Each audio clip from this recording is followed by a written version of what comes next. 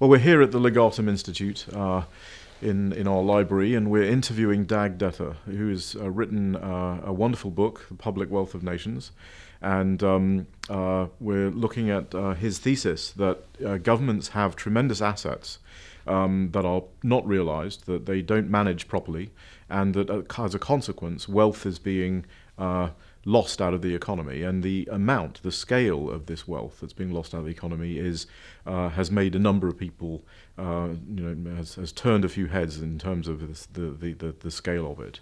So I wanted to talk to Dag about his book and about his thesis for how governments, particularly the UK government, can take this work and realize more value in their assets. And there seems to be a difference between the private economy, where we're seeing all kinds of shared economy models, and you can talk a little bit about that, versus the state economy, where the government economy, where very old world ways of dealing with assets are embraced. And as a result of that, tremendous value is lost for society. So tell us a little bit about your work, your thesis, and how you see this difference between what's going on in the private sector in terms of increased competition and what's happening in the government sector. Thank you. Well, most of us are keeping up a lot of assets, very much thanks to the Uber economy. And we have houses or apartments that we are able to keep, thanks to that when we're not using them for summer breaks, etc., we are renting them out and can actually make a profit and make it possible for us to stay in an apartment or a house that we really can't afford. Same thing probably with, a lot of people who have cars are able to keep those cars, even if it's not really affordable, and they maybe do not need them that much, but sidelining as a Uber driver, they are able to maintain the car, which is a great luxury and a great help for a family. And same thing, as people with lots of children, we buy a lot of clothes and toys and everything, and when we don't need them anymore, at least many of us, our kids, make a good profit by selling. Well, it's not a profit, but at least they do it quite economically by selling off these things that they don't need anymore on eBay. Mm-hmm. So Uber, Airbnb, and eBay has helped the people, you and me, to maintain a lifestyle which we might not be able to sustain otherwise. Right. So, in the private sector, you're seeing the more of a consumer-led orientation. So, in terms of economics, it's more of a consumer-led orientation rather than a producer-led orientation, where people are using their assets, they are using them efficiently, and therefore developing wealth and creating prosperity for the whole economy and for all of society. Uber and Airbnb are great examples of that. What do you see happening at the government level? I mean, you talked about the huge volume of assets that governments control. How do you see that, the government taking what's going on in the private sector and what's going on with technology and just efficient use of assets? What can the government do with its assets to realize the same efficiencies and create wealth? Well, I for one, I'm very grateful to Airbnb, because that gives us an extra income and many other people an extra income by renting out our flat when we don't need it. And we are extremely aware, and thanks to Airbnb, we are extremely aware that we have a flat that we can use and to supplement an income. But most governments, or all governments, really don't know what assets they own. Mm-hmm. It's not even the departments of most governments know what assets they have. And if a private person would tell the tax services that they don't know what assets they have, they would probably go to jail. Mm-hmm.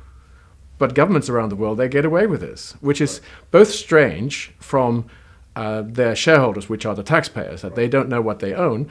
But it's also strange that they are not using this more efficiently. Right, so the first step is to get a handle on what you actually own. Yes. And once you have that, this is very much part of the protection of property rights. This is, first of all, understanding what you own, and then being able to use that property in the way that you use your flat, through Airbnb to generate value and create wealth and create prosperity. Governments can do the same thing. But first of all, they have to understand what they own, and then they need to manage what they own in ways that are more efficient. Here in Britain, we have a number of government departments that own lots of property, that own lots of other assets. One of the government departments or government institutions here in the UK that is much beloved is the National Health Service. There are all kinds of problems associated with the National Health Service.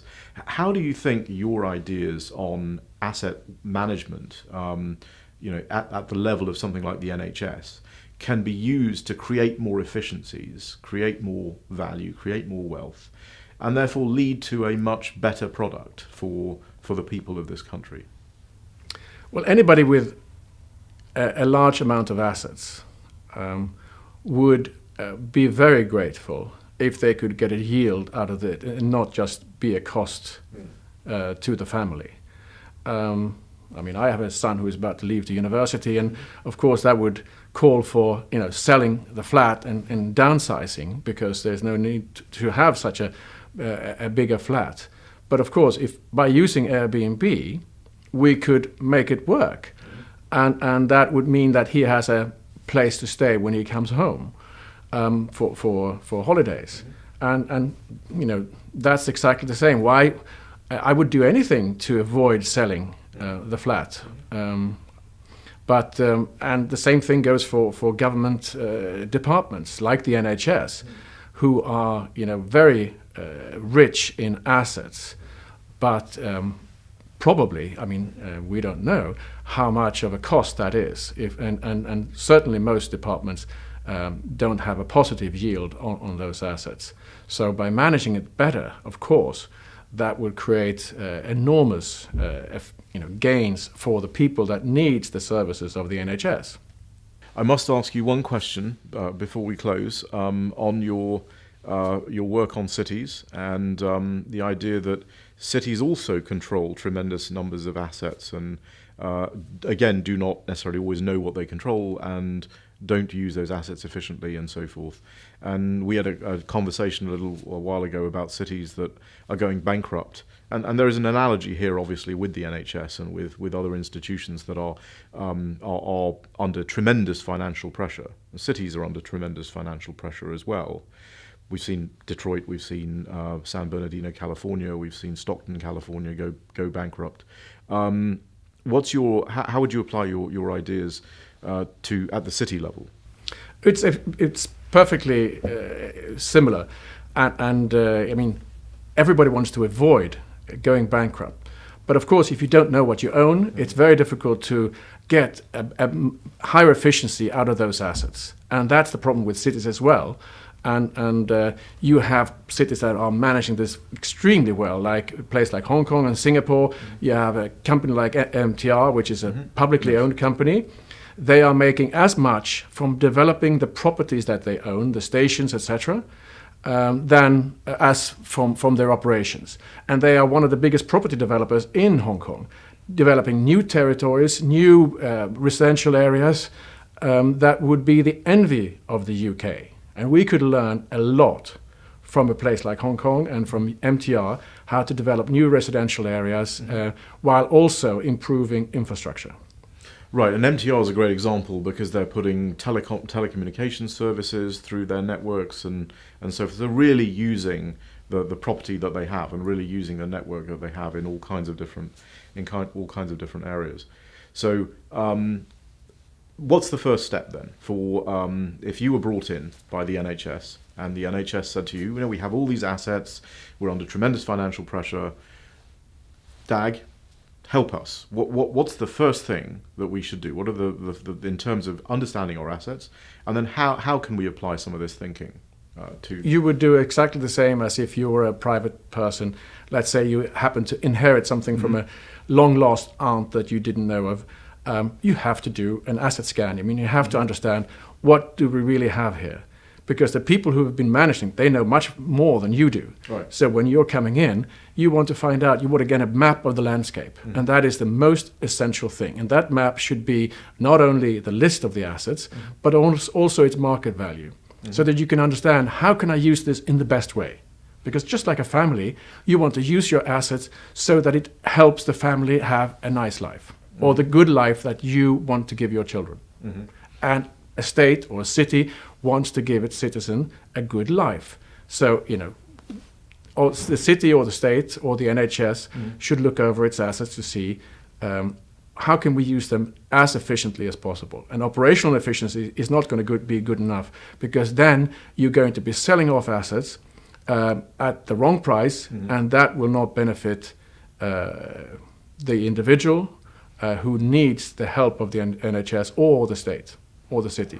Right. So, and so much of this debate about operationalizing things is very much privatization versus state ownership, and it's very much an ownership debate. But what we've seen over the last several decades is that the real issue is unleashing competitive forces, and not so much who ownership obviously matters, but the real issue is has the privatization, or whatever process it is, unleashed the forces of competition.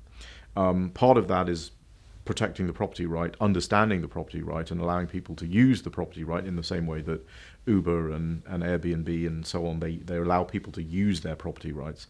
How would you transfer that across to something like the NHS, assuming that they've taken your first piece of advice and they've got their hands around what it is they actually own? What next? What's the next step in order to take those property rights and start to use them in a more efficient way to allow competition to function? Well, I mean, on the personal level, we are seeing this all the time, and we can have another example: Netflix. I love movies. No other comparison with the NHS, but I used to buy all those videos. I don't. I use Netflix, and for a fraction of the sum, I get to enjoy the same service as if I owned it. So ownership, I mean, I think we need to take ownership out of the equation and see how can we use the assets that we have and avoid the discussion about ownership. So not have a knee-jerk reaction of privatizing anything we find, but actually see, can we use this more efficiently? Can we be clever with these assets? And that is what every family does. My grandmother would understand this better than any economist or professional banker, etc. This is common sense. Right. And so at the end of the day, it's all about efficiency and managing your assets in an efficient way. Dag Detter, thank you very much for coming to Legatum and talking to us about your book and about your ideas for government institutions. Thank you.